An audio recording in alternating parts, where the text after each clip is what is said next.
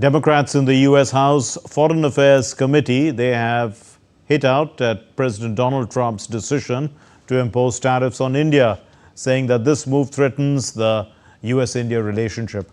After announcing tariffs on India, which took effect on Wednesday, the Democrats have repeatedly taken on the Trump administration. Dheeraj Das has the report. As the additional 25% tariff imposed by US President Donald Trump on India came into effect from Wednesday, Democrats in the US House Foreign Affairs Committee have slammed President Trump and his administration over the decision to impose 50% tariffs on India for purchasing Russian oil, saying the move is hurting the Americans. The House committee responsible for foreign policy legislation and oversight said instead of imposing sanctions on China and other countries purchasing large amounts of discounted Russian oil, Trump's move to single out India with tariffs is hurting Americans and sabotaging the India US relationship. The US House Foreign Affairs Committee panel also cited a New York Times report saying, and I quote, "It would be one thing if the Trump administration had opted to follow through on the threat of secondary sanctions for any country that purchases Russian oil. But the decision to focus solely on India has resulted in perhaps the most confusing policy outcome of all. China, the largest importer of Russian energy, is still purchasing oil at discounted prices and has so far been spared similar punishment." However, the Democrats in the US House Foreign Affairs Committee said that the targeting of India is almost like it's not about Ukraine at all. Earlier on Wednesday, US Treasury Secretary Scott Bessent said that the current India US relationship is complicated, but the two countries, one the largest democracy and the other the largest economy, will come together at the end of the day. Meanwhile, American economist Richard Wolff has cautioned President Trump against escalating tariff measures on India, saying the approach risks backfiring and strengthening alternative economic blocs like the BRICS. Wolff, a professor of economics at the New School in New York, argued that Washington cannot deal with India the same way it pressures smaller countries. If you take China, India, Russia, and the BRICS, and you do the same, the total share of world output those countries produce is 35%. So people have to understand that that part of the world is now the rich core of the world economy. We're beginning to see a world, I hate to say it, but it's the truth, in which we have a mouse shaking its fist at an elephant. And after a certain point, that becomes funny, not scary. India's growth is driven largely by domestic consumption rather than exports, making consumer and business sentiment key to its economic momentum.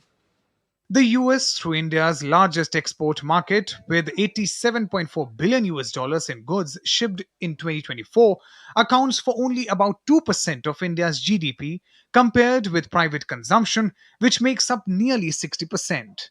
The Indian government is pushing a Swadeshi or self-reliance mantra to reduce the economy's dependence on exports, with Prime Minister Narendra Modi calling on Indians to be vocal for local and buy Indian goods. Dheeraj Das for DD India. And Professor Abhijit Das, former head of the WTO Center at the Indian Institute of Foreign Trade, now joins us. Professor Das, thanks for being with us. Now, to what extent have these tariffs, the Trump tariffs, accelerated India's push for self-reliance, Atmanirbhar Bharat? Thank you, Mark, for having me on your program. The impetus given to Atmanirbhar Bharat by Donald Trump's 50% tariffs cannot be denied. It is a reality that a substantial part of our exports to the United States will take a deep hit. While we might contemplate diversifying to other markets, we must bear in mind that this will take time. And consequently, the way to compensate for the loss of exports to the US market will be by driving up domestic demand. And one way of doing that will be through Atmanirbhar Bharat. So this is a good opportunity for the government, for the industry, to see how best to go down this path of Make in India and Atmanirbhar Bharat. Indeed, Professor Das, but the government has already leveraged some of these tariff-induced disruptions to implement structural reforms. The Prime Minister has already announced a possible major reform in GST. We're hoping to boost domestic demand and also reduce export dependence. You did talk about diversification. What is your view? The government's taking the right steps. You're very right. Diversification is a right step. It will not give results immediately. It will take some time. Diversification requires identifying relevant importing partners, building trade relationships.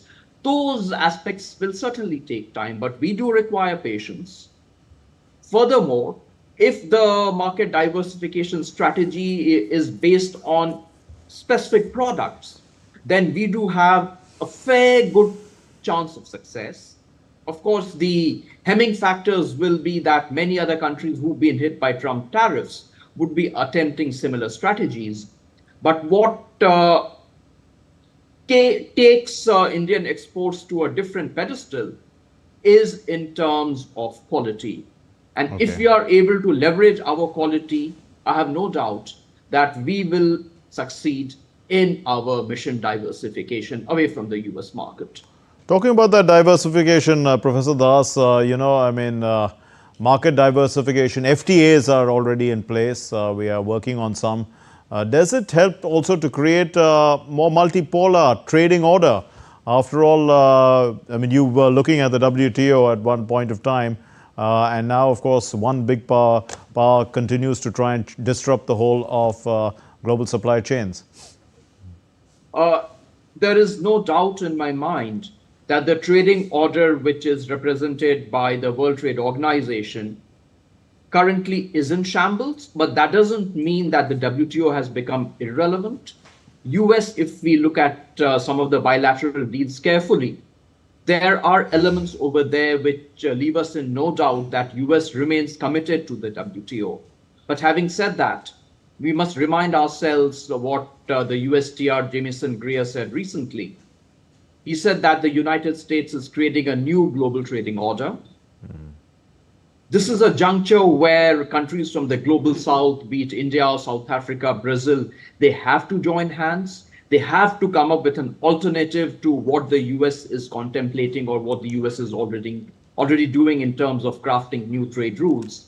If these countries do not get their act together, then I'm afraid the new global trading regime that will emerge might be more unfair, more imbalanced, more tilted against the interests of India and other countries in the global south. So the onus squarely lies on these powers of global south to make sure that they are able to engage meaningfully, effectively in the discussions that will happen around crafting new trade rules. So what are the kind of opportunities then that, for the South-South cooperation to take place? UAE, Mexico, Africa, helping us, to bypass the US tariffs and also to maintain global competitiveness. After all, that's important at the end of the day.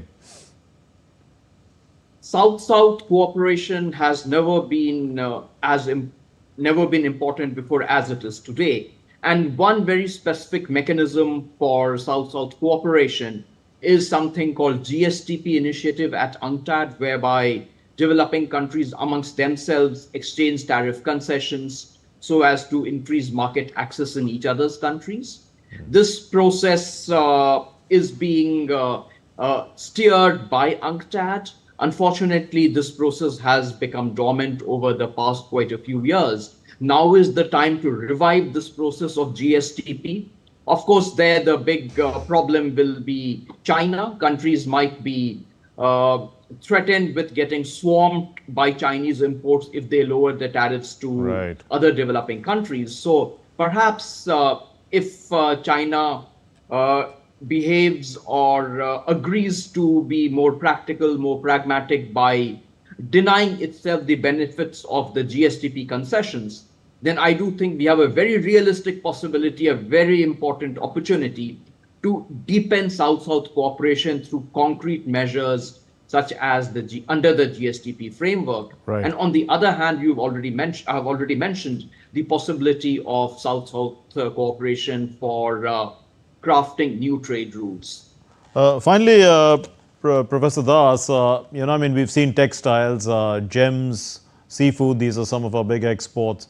They've shown adaptability. They've also shown vulnerability depending on the kind of response that we can give. So what's India's long-term resilience going to be built on? India's long-term resilience has to take into account the following factors. We should not be overwhelmingly dependent on any one particular market, be it US, be it European Union, or be it Japan. So market diversification has to be an important component. The second component has to be quality. We have to compete on the basis of quality. And the third component really has to be price competitiveness. There, the businesses have to play their part. The government has to play its part by seeking to reduce transaction costs or costs that add up on account of infrastructure deficiencies. So a three-pronged strategy, which I have just mentioned, should be the core elements of our long-term resilience in many of these labor-intensive export sectors.